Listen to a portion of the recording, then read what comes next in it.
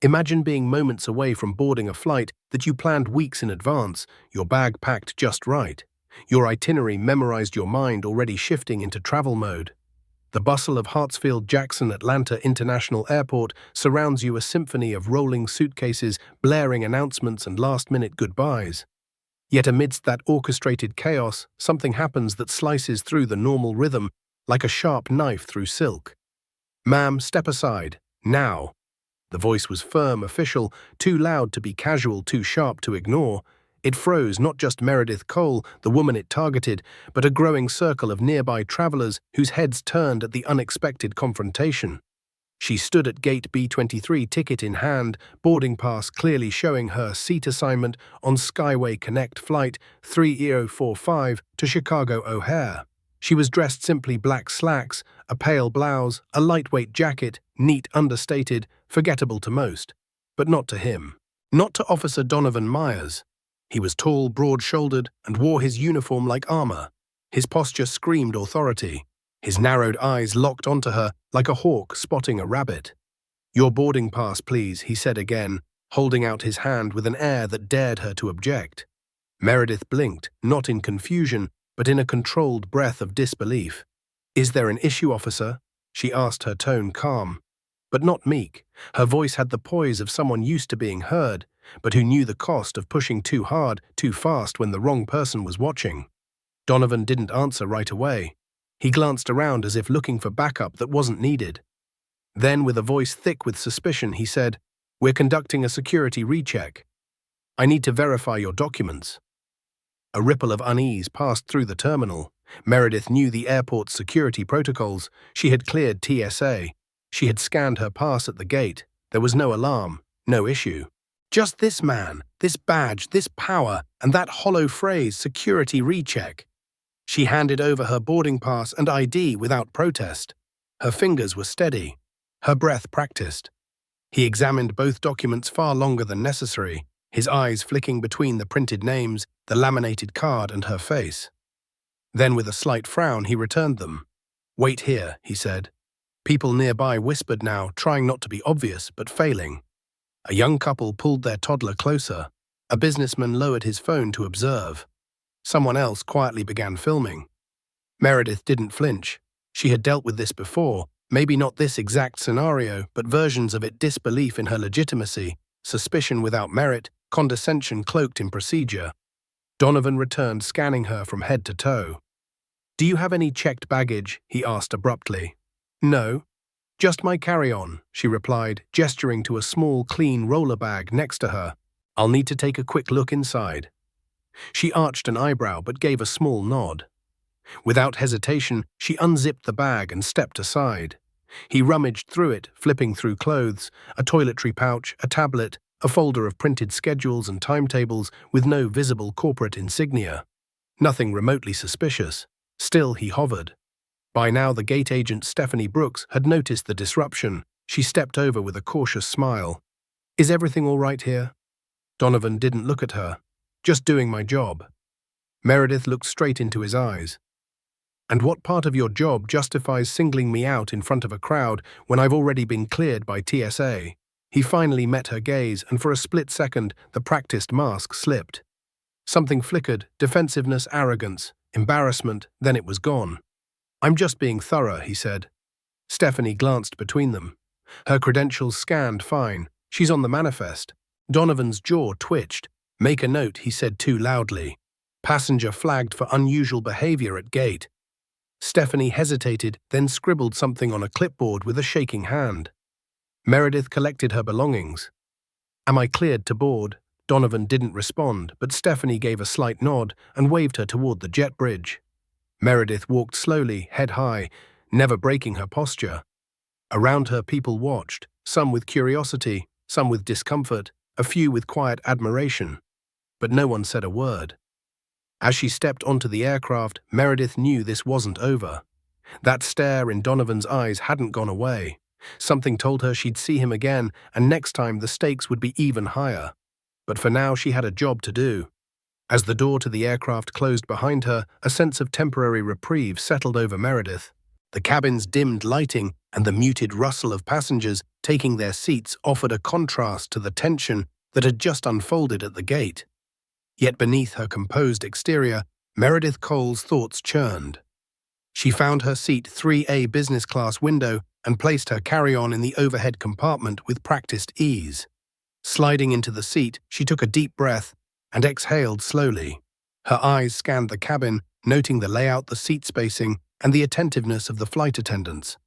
Every detail mattered. Not just because she was a frequent flyer, not even because she was deeply invested in aviation, but because she was the woman who ran the airline.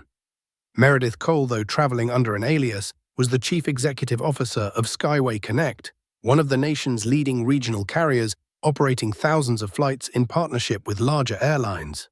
Her name was known in executive circles, though her face rarely appeared in public-facing media. That was deliberate. Several months ago, Meredith had decided that boardroom reports and polished performance metrics weren't enough. Anonymous complaints had begun trickling in about rude gate agents, inattentive flight attendants, and inconsistent boarding procedures. None of it rose to the level of scandal, but it tugged at something deeply personal for her. Skyway Connect had been her brainchild. She'd built it from the ground up, fought for every contract, and battled skepticism in a male-dominated industry. It was more than a company. It was a mission, and if that mission was faltering, she needed to see it with her own eyes.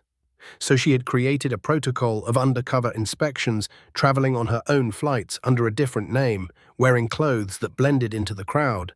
No corporate badges, no business class privilege flaunted. Just Meredith the traveler, armed with observation and instinct. Her phone buzzed gently, a silent reminder to power down before takeoff. She glanced at the screen, just the time, still early. The flight would last a little over 2 hours. Enough time to take mental notes and evaluate staff performance without tipping off her identity.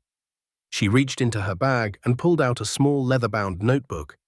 In it were scribbles from previous trips, one gate agent who had gone above and beyond to help an elderly couple, one flight crew that had failed to address a passenger's spilled coffee for over an hour, and a recent entry about a delayed flight in Dallas where no updates were shared with waiting customers. Every entry had helped shape internal policy discussions, often without those involved ever knowing the source. And now she would add this morning's incident with Officer Donovan Myers. Meredith, she wasn't naive. As a black woman in a position of power, Meredith had long since learned the delicate art of camouflage. People didn't expect someone who looked like her to be the final decision-maker. She had faced dismissive contractors, skeptical investors, and even junior employees who mistook her for an assistant. And still, this moment, being pulled aside, questioned, doubted in front of a crowd, had struck a nerve. Not because it was new, but because it was so painfully familiar, and because she could no longer afford to just absorb it silently. She tilted her head back against the seat, eyes fluttering shut for a moment. The roar of the engines began to swell. She welcomed the vibration through the fuselage, the physics of flight lifting them gently into the air. That feeling of being unmoored from the ground, defying gravity, it had always reminded her of possibility, of freedom. She opened her eyes again, this time watching the city of Atlanta grow smaller beneath them. Her mind drifted not to quarterly reports or corporate KPIs, but to her childhood growing up in a working-class neighborhood, watching planes carve paths across the sky and wondering what kind of lives existed up there. Back then, she had never imagined herself as a CEO. She just wanted to fly, to move, to belong. And now she belonged to the sky more than ever, but that belonging didn't shield her from suspicion. Didn't make her immune to the gaze of men like Donovan Myers, who saw threat where there was none, who assumed guilt in the absence of evidence, whose version of order was shaped by unconscious prejudice. She would add it to her notes. Not just the gate agent's behavior, but the systems. What had been done to her today couldn't be dismissed as a one-off encounter. It was symptomatic. It was structural. And if she as CEO could be stopped, questioned, and nearly humiliated while holding a valid boarding pass, what was happening to passengers who had no title, no influence, and no backup plan? Her hand moved swiftly across the page. Gate E23.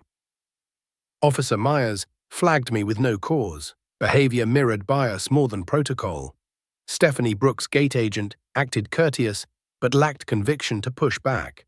Further training needed for all gate staff on rights of passengers and how to de-escalate. She paused. Then added, "Note undercover travel remains vital. Cannot lose anonymity, but must find method to shield identity from overreach." She put the notebook away just as the seatbelt sign turned off. A flight attendant began rolling the drink cart down the aisle. Meredith smiled faintly. The flight would continue. The inspection would continue. But now it was no longer just about checking service standards. It was about holding the mirror up to an entire system. The hum of the aircraft engines droned steadily as the cabin began to settle. Meredith sipped the water brought to her by a young, polite flight attendant and flipped open the in-flight magazine, eyes scanning but mind elsewhere. The encounter at the gate hadn't left her. It clung like residue, a heaviness on her shoulders. She had tried to document it professionally in her notes, but the feeling, the sour taste of being publicly doubted, refused to be filed away as just another data point. She'd faced this kind of scrutiny before, but never so nakedly, never with such official force behind it. Officer Donovan Myers had looked at her and made a judgment before a single word was exchanged. He didn't see a business-class passenger. He didn't see a woman on a work trip. He saw something else, something less. The flight continued smoothly for the next 30 minutes. The attendants moved up and down the aisle with practiced rhythm, offering drinks, distributing menus, exchanging polite smiles. But when Meredith glanced toward the front of the aircraft, she froze. There he was. Donovan, still in uniform, standing at the cabin entrance, speaking in low, clipped tones with one of the crew members. The way the flight attendant furrowed her brow and glanced toward the business-class cabin made it unmistakable. He was talking about someone on board. Her. Meredith's posture remained calm, her face unreadable, but her pulse spiked. What was he doing here? Once a passenger was on board and cleared by TSA and gate control, any further interference, especially from local law enforcement, was highly irregular. As Donovan stepped further into the cabin, scanning the passengers row by row, Meredith returned her gaze to the magazine, pretending to be engrossed in a feature about sustainable airports. But she felt the heat of his eyes before she heard his voice. "Miss," he said, his tone heavy with forced civility. "May I have a word?" Meredith looked up slowly, as if surprised to see him there. "Of course, officer," she replied, her tone polite but cool. "This won't take long," he added. "Just a couple of clarifications." "Of course." She unbuckled her seatbelt and followed him back toward the small galley area where the noise of the engines masked conversation from nearby passengers. Donovan turned to face her, arms folded. His gaze was harder now, less guarded. "I'm going to need to see your ID again," he said. "I showed it to you at the gate," Meredith replied, firm but even. "You verified it. You saw my boarding pass. Is there a new concern?" He hesitated, then defaulted to the line that shielded many from accountability. "It's just protocol." "Which protocol is that exactly?" she asked. His jaw tightened. "I was informed there may be inconsistencies with a passenger's identification. Your name doesn't appear in our system as a frequent flyer. Yet you're traveling business class." That struck me as unusual. It was a flimsy excuse, and they both knew it. Meredith reached into her pocketbook and retrieved her license and boarding pass once more. She handed them to him with the same steady grace. "I purchased a business-class ticket with my own funds. That's not uncommon." Donovan studied the documents as though searching for some error that would justify his fixation. When he found none, his gaze dropped to her bag again. "Any other luggage?" he asked. "No," Meredith said. "You already checked this one? Is there something in particular you're looking for?" He didn't answer. Instead, he reached for the zipper again. Meredith didn't stop him, but she didn't help him either. She stood still, allowing the charade to continue. The small pouch of toiletries, a folded blazer, business travel documents. None of it gave him the vindication he craved. But then he paused on a slim folder of printouts, flight schedules, operational notes, route maps. He flipped through them quickly. "These look official," he muttered. "They are," she said simply. "What kind of work do you do?" he asked, narrowing his eyes. "I work in aviation," she replied with a small smile. "That's vague. It's intentionally so." Donovan stared at her for a beat longer. He couldn't make sense of it. She wasn't breaking. She wasn't apologizing. She wasn't reacting the way people usually did when confronted with authority, and that more than anything disturbed him. He handed back her documents reluctantly. "I'll be watching." Meredith took them and nodded once. "Of that I have no doubt." She returned to her seat in silence, conscious of the eyes following her, the whispered questions forming in the minds of fellow passengers. But she didn't flinch. She buckled in, placed her folder back in her bag, and let the mask of calm return to her features. Donovan remained near the galley for a few more minutes before retreating from the cabin entirely. A flight attendant came by shortly after, offering coffee. Meredith accepted her hands, curling around the warmth of the paper cup as she stared out the window. He had no authority to do what he did. No reason, no evidence, just a feeling. And that feeling was rooted in bias, a quiet, corrosive force that disguised itself as diligence and hid behind a badge. She would remember this. She would document it. And one day soon she would expose it.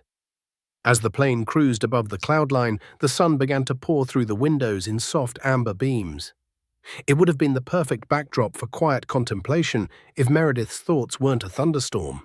She sat still, her posture as composed as ever, but inside she was bracing against a flood of emotion. Her hands rested loosely on the fold-out tray, the warmth of the coffee having cooled. Outside the window, the horizon stretched infinitely a blue, so vast it seemed to mock the limits people placed on each other below. A soft chime overhead signaled the beginning of breakfast service. A young flight attendant, Jenny, according to the nameplate, approached with a cart and a friendly smile. "Good morning, miss. Would you like the omelette or the French toast today?" Meredith offered a polite smile. "I'll have the omelette, thank you." Jenny nodded and placed the tray on her table with care, followed by a small cup of orange juice and a fresh napkin. "Let me know if you need anything else. We'll be starting beverage refills in just a few minutes." "Appreciate it," Meredith replied warmly. As the attendant moved down the aisle, Meredith turned her attention to the tray. She lifted the lid on the omelette. It was standard fare, slightly dry, too much cheese. But that wasn't why she noted it. She was grading the entire experience: presentation, tone of service, attention to details, and overall consistency with the standards her airline promised to customers. Even minor details mattered. Not because she was picky, but because she understood something too many executives forgot: air travel was intimate. It placed strangers in confined spaces, trusted them with time, safety, and experience. One rude gesture, one inattentive moment could unravel it all.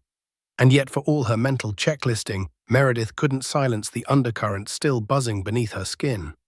Donovan's face, his presumption, his unchecked power. She had boarded the plane as any other passenger, cleared TSA, presented valid credentials.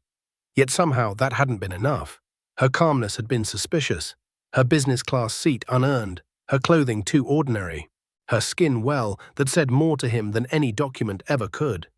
She swallowed hard and took a small bite of the omelette. Bland. The coffee thankfully had more to offer, bold and slightly acidic, but strong. That at least gave her something to be grateful for. Across the aisle, a couple was whispering in hushed tones, their brows furrowed.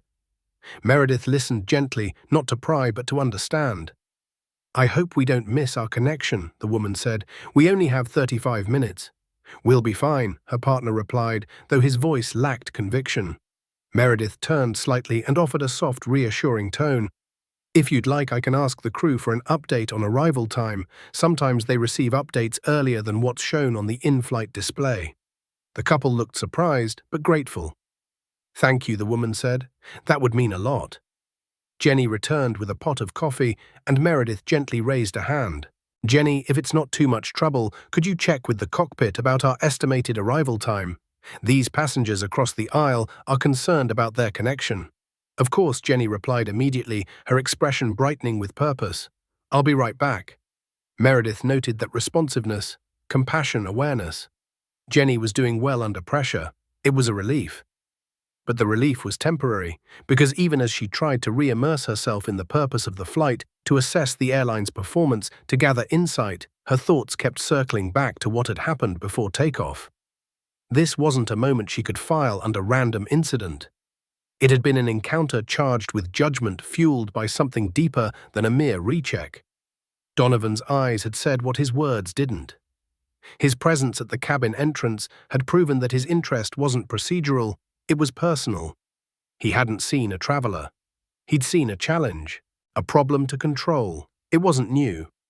Not to her, not to countless others, but it never got easier. Jenny returned with a smile. "Good news," she said. "We're currently projected to land 5 minutes ahead of schedule. That should give you plenty of time to make your connection." The couple across the aisle let out matching sighs of relief. "Thank you so much," the woman said. Jenny turned to Meredith. "Anything else I can get you, miss?" "No," Meredith said, smiling. "You've been wonderful. Thank you." She pulled out her notebook again, this time jotting quietly in the margins. Jenny, attentive, efficient, courteous. Meal dry, needs improvement. Cabin clean, organized.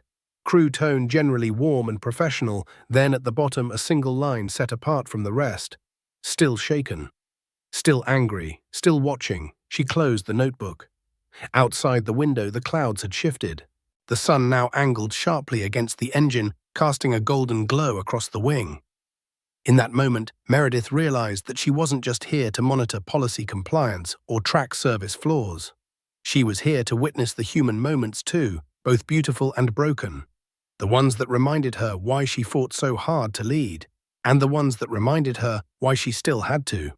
By the time the wheels of the plane touched down at Chicago O'Hare, Meredith had recentered herself. The landing was smooth, the sunlight soft through the cabin windows as passengers stirred, gathered bags and prepared to disembark. She offered a quiet thank you to the crew, passing through the aircraft door with an unassuming grace that masked the internal fire still smoldering in her chest. Outside the airport pulsed with its usual rhythm, conversations echoed across polished floors, luggage wheels rolled in a chorus of transit, and overhead announcements punctuated the air. Meredith ducked into a restroom, taking a few minutes to freshen up and reset her appearance. She smoothed her blouse, tucked a stray curl behind her ear, and gazed at her reflection in the mirror. "You're fine," she whispered to herself. "You've done this before. You'll do it again." But things were not fine, not entirely. The confrontation with Officer Myers clung to her like humidity, invisible but inescapable. And unknown to her while she was moving forward with her mission, Donovan was retreating into obsession. Back in Atlanta, Donovan hadn't let go. He had returned to his post with a mindset ablaze by suspicions and bruised ego. There was something about that woman, her poise, her refusal to cower, the way she seemed unbothered by his scrutiny that gnawed at him. It wasn't just that she had passed his tests, it was that she had done so with dignity, without fear, and without asking for his permission. So he began digging.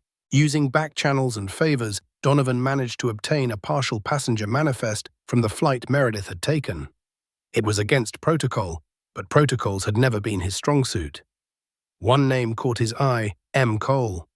From there, it took only a few more searches to link her to aviation operations. She didn't appear on uniformed staff lists, but she was tied to internal documents and digital footprints that pointed to something much higher.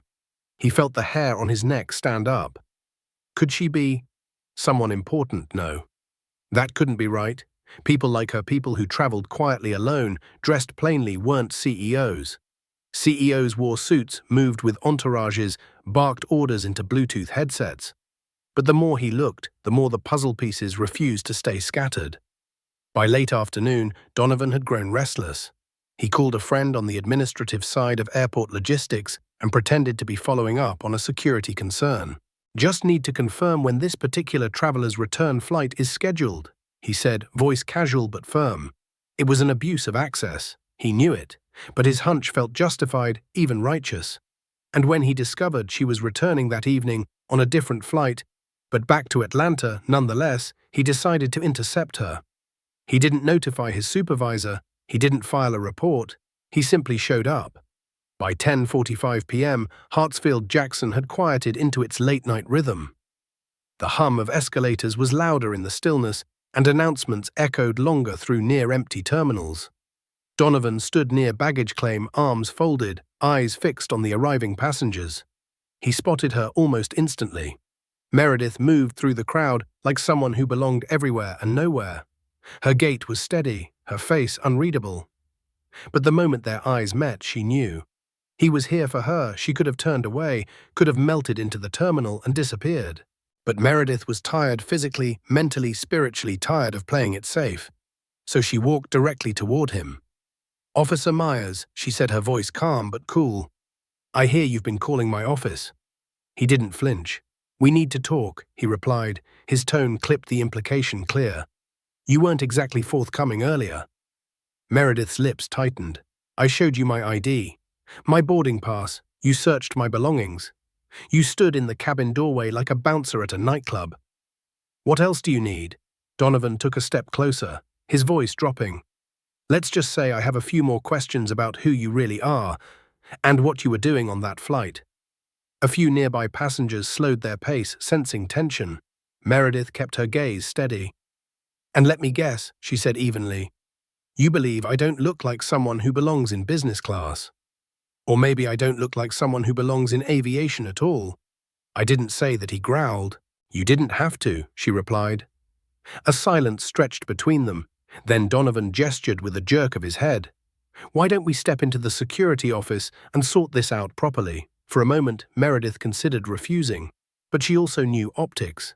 If she walked away now, it would only embolden his narrative that she had something to hide. So she nodded. "Fine, but you should know, you're walking into something bigger than you think." He didn't reply. They walked together, an image of tense civility, toward a side corridor that led to the airport's administrative wing. Meredith's heels clicked with defiant rhythm against the tile. Donovan's boots marched beside her, heavy with purpose. Neither knew what the next few minutes would unleash, but only one of them knew the full truth, and only one of them had something real to lose. The airport security office was cold, both in temperature and in tone. Fluorescent lights buzzed overhead, casting a stark glow across sterile white walls and a dented metal desk. Meredith sat across from Officer Donovan Myers. Her posture composed, her hands folded neatly on her lap, every inch of her a portrait of grace under fire. But inside, her patience was hanging by threads. Donovan stood by the door for a moment, as if trying to stretch his authority to fill the entire room. Then he slowly sat across from her, fingers tapping rhythmically on the desk, eyes narrow with accusation, masked as procedure. So he began, leaning forward slightly. "Your name's Meredith Cole." "That's correct," she said. "And you claim to work in aviation." "I never claimed," she corrected gently. "You assumed I didn't." His jaw ticked, the first crack in the veneer. "I've done some digging," he continued, voice low. "You're connected to Skyway Connect. But your name doesn't show up where it should not, as crew, not as ground staff." "Is that so?" she replied, her voice like velvet lined with steel. "What exactly is your role there?" he demanded, fingers tightening around the file he brought in, though it contained nothing useful. Meredith let the question hang in the air, and then she broke the silence. "I'm the CEO," she said plainly. Donovan blinked, visibly thrown. "You're what, the chief executive officer?" She repeated, her voice unwavering. "Of Skyway Connect, the airline you seem determined to investigate without cause." He gave a short, sharp laugh, half scoff, half disbelief. "You expect me to believe that?" She didn't flinch. Instead, she pulled out her phone and navigated swiftly through her files. A few taps later, she turned the screen toward him. Displayed on it was an official employment contract bearing her name, her title, the corporate seal, and the signature of the board chair. Donovan stared at it, then squinted, then looked back at her. "This could be fake," he muttered, but the uncertainty was already blooming across his face. "Call the main office," she said calmly. "Ask for Kimberly Reed, my assistant. She'll confirm everything." He didn't move. "You've spent all day chasing ghosts," she continued, her tone sharper now. "You harassed me at the gate. You disrupted my boarding without cause. You followed me onto the aircraft. And now you've dragged me into a security room as if I'm some threat to public safety because I bought a business-class ticket and didn't fit your idea of who belongs there." Donovan's face began to flush red, creeping up from his collar. "You don't understand." "Oh, I understand perfectly," Meredith cut in.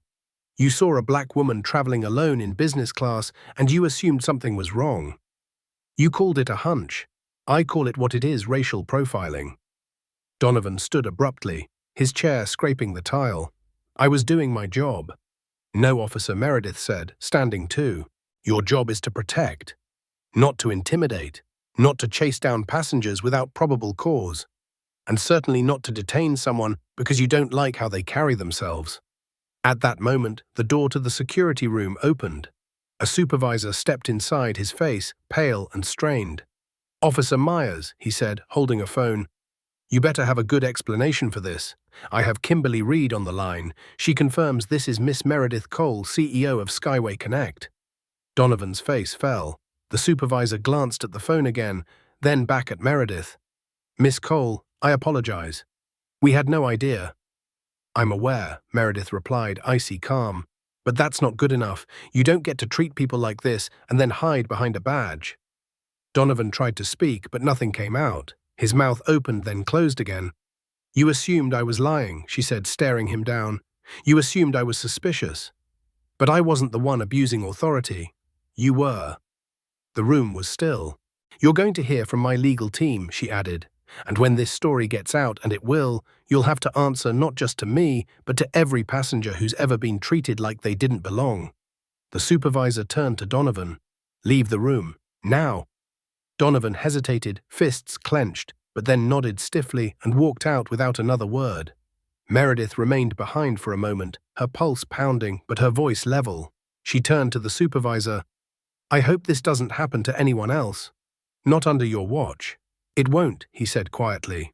She gathered her things and stepped out into the corridor.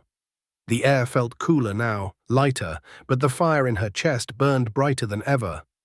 She wasn't just walking out of a confrontation, she was walking into a reckoning. Meredith stepped out of the security office and back into the terminal like a storm had just passed, leaving behind silence, wreckage, and the smell of something scorched. Her heels clicked steadily against the polished floor, but her mind was already racing. She had come to Chicago for a quiet inspection, an anonymous trip to see her airline through the eyes of an ordinary traveler.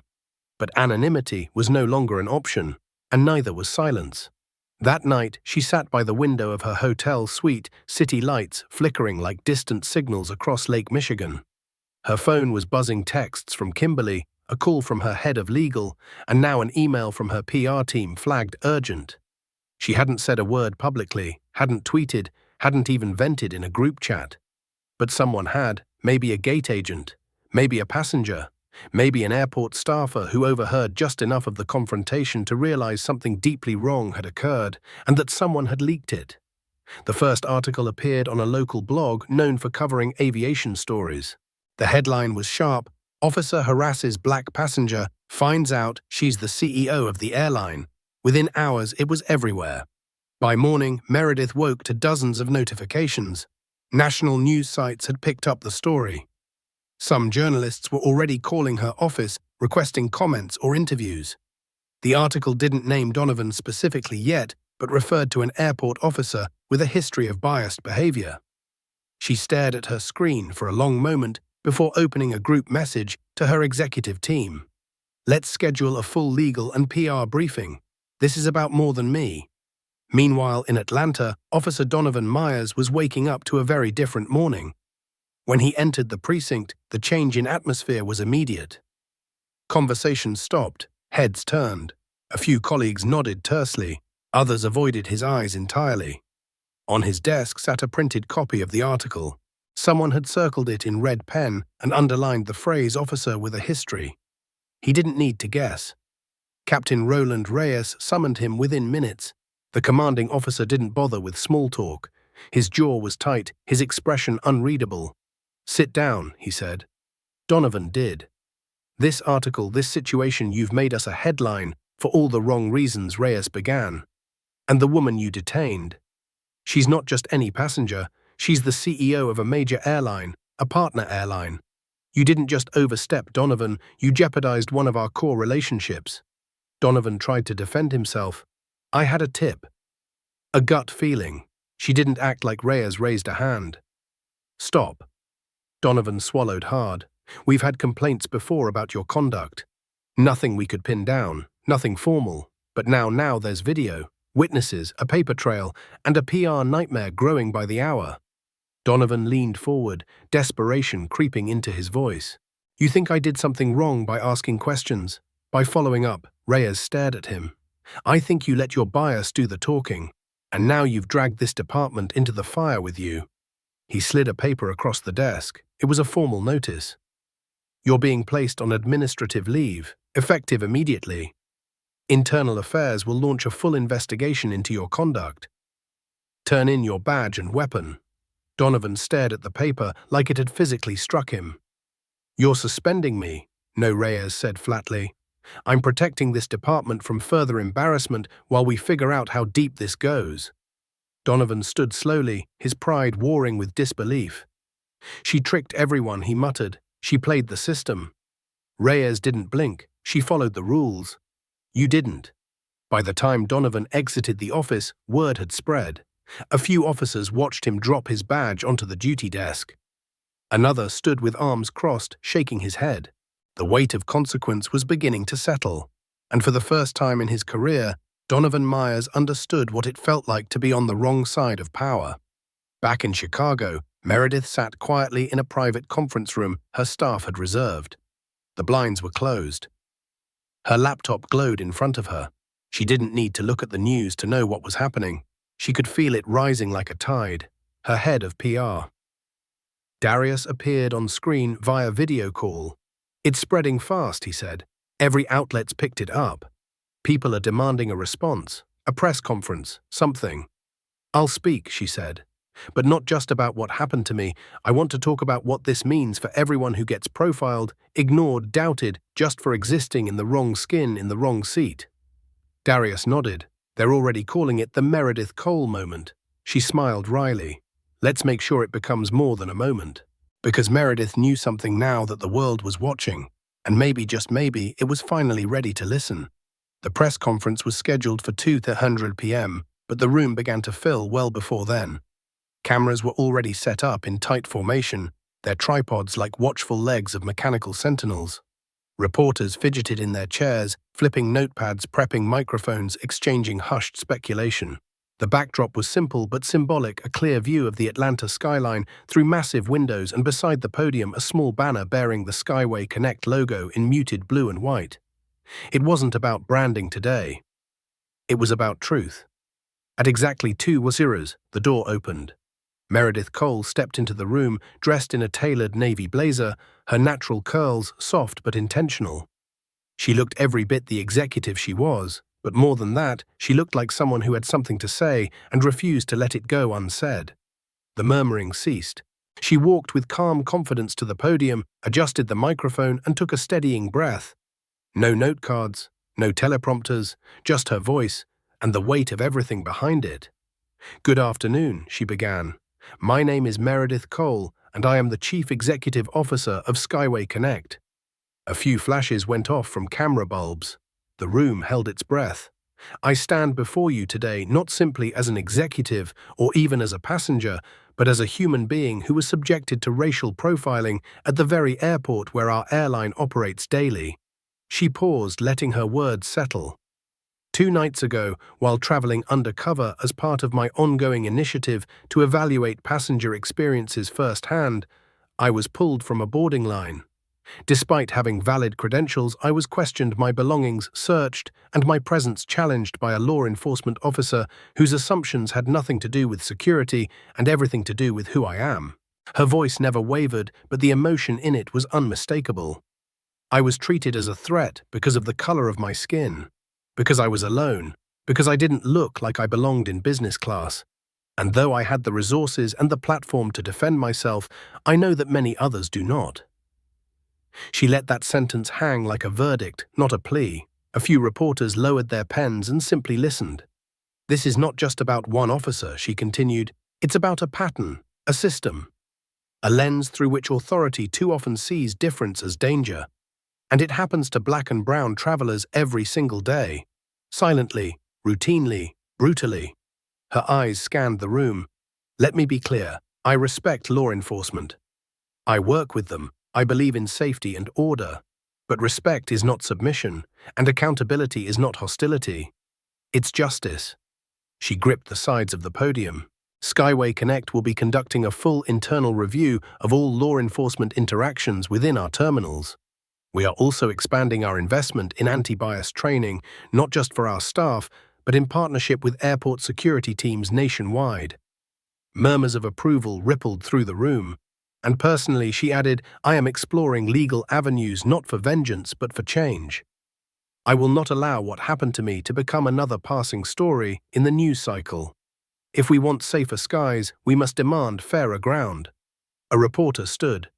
Miss Cole, do you plan to pursue disciplinary action against the officer involved? I've been assured an investigation is already underway.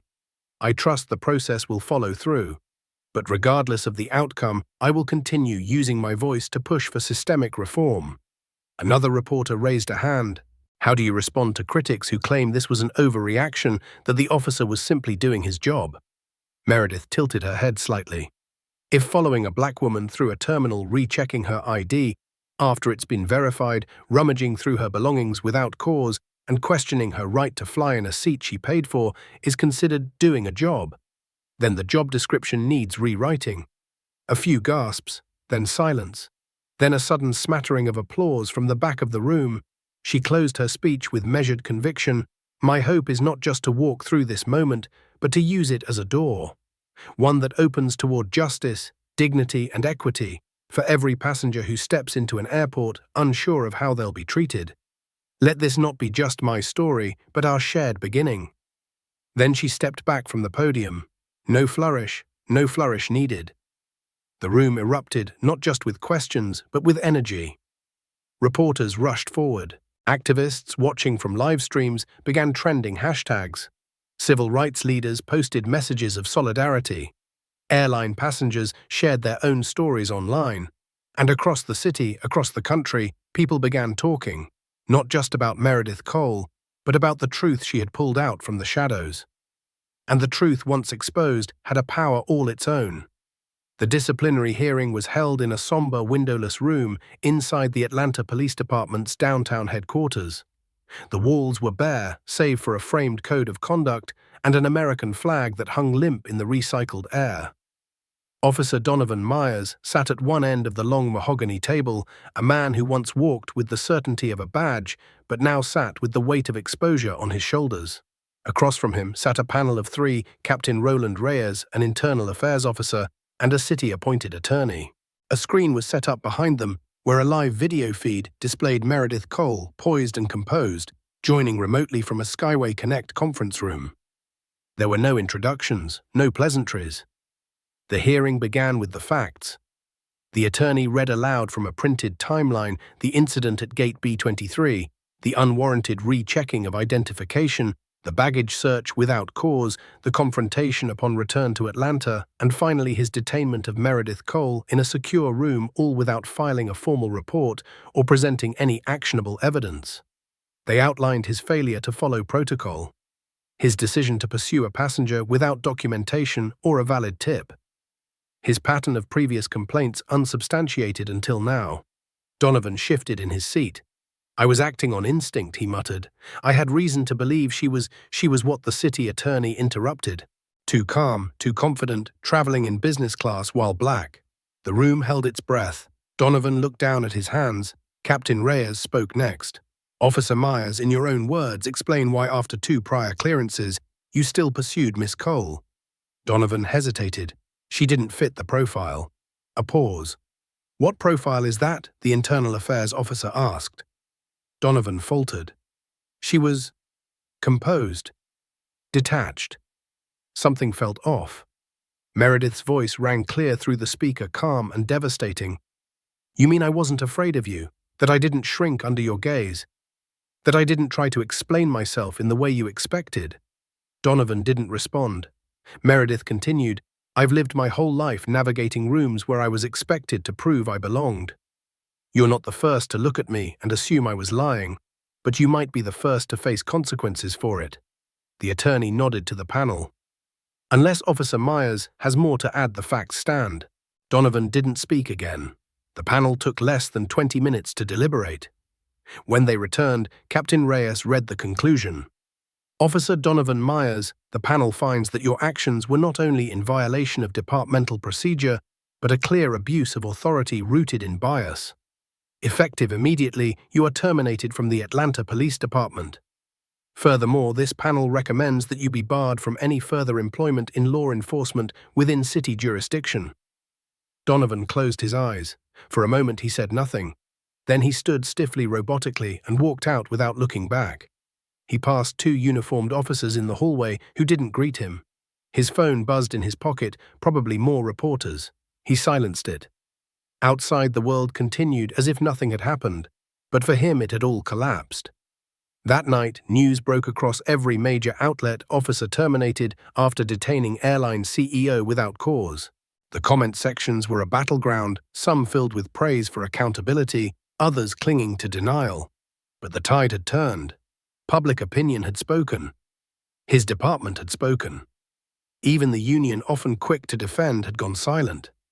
Donovan became a symbol not of courage or service, but of what happens when bias goes unchecked too long. Meanwhile, in a quieter corner of the city, Meredith sat with her legal team reviewing upcoming reforms. Skyway Connect planned to implement internal bias training, anonymous incident reporting systems, and partnerships with airports on equitable enforcement policies. She had not only survived the storm, she had redirected its force towards something greater. And though Donovan's career was over, hers had only just begun again, this time with a voice louder than ever and a platform impossible to ignore. Weeks passed, but the ripple effects of that single flight, of that single confrontation, continued to spread. At Skyway Connect headquarters, Meredith stood before a packed auditorium filled with department heads, regional managers, and frontline employees. The presentation screen behind her displayed three simple words: "Every passenger counts." It wasn't a marketing slogan. It was a promise. The story had gone viral, but Meredith refused to let it become a fleeting headline. From the moment she returned to her office, after the incident with Officer Myers, she had been working non-stop, not just to respond, but to rebuild, to reimagine, and to reform. Real change doesn't begin at the top of the corporate ladder, she told the room. It begins in the break rooms, at the gate desks, on the ramp at 6 a.m. in the rain. It starts when every employee knows that dignity is not an upgrade, it's a right. She launched Skyway Connect's Equity in Flight initiative, a comprehensive strategy aimed at addressing bias and improving inclusivity in air travel. Mandatory anti-bias and de-escalation training for all staff and airport partners.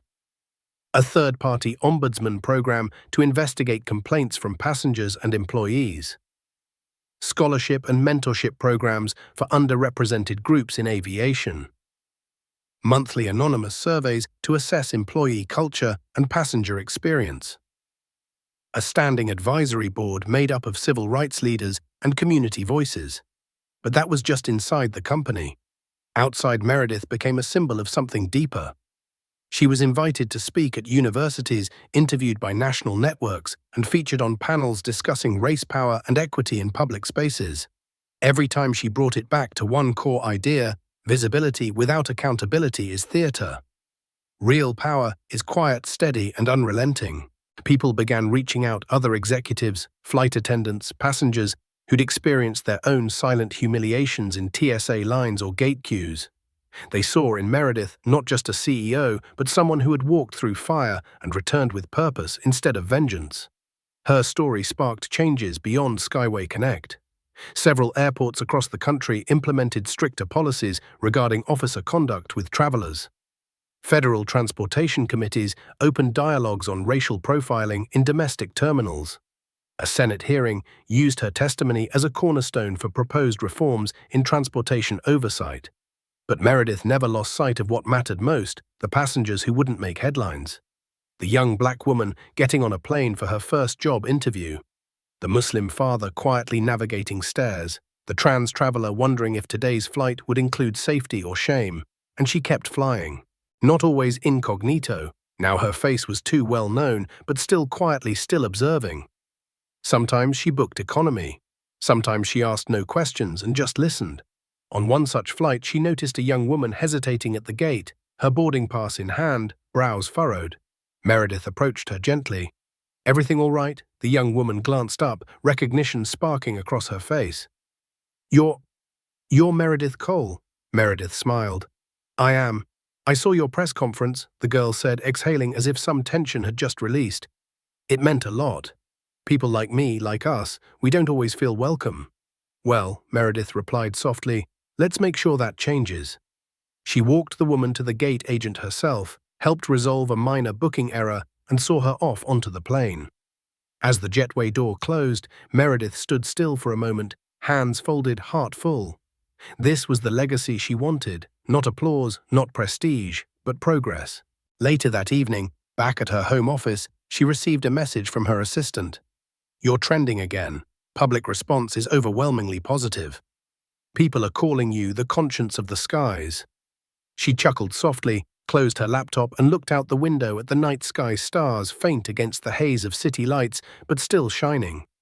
What began as a humiliation had become a mission. And what Officer Myers tried to reduce to a moment of control, of suspicion, of silencing, had evolved into something he could never contain. A movement, a standard, a reckoning.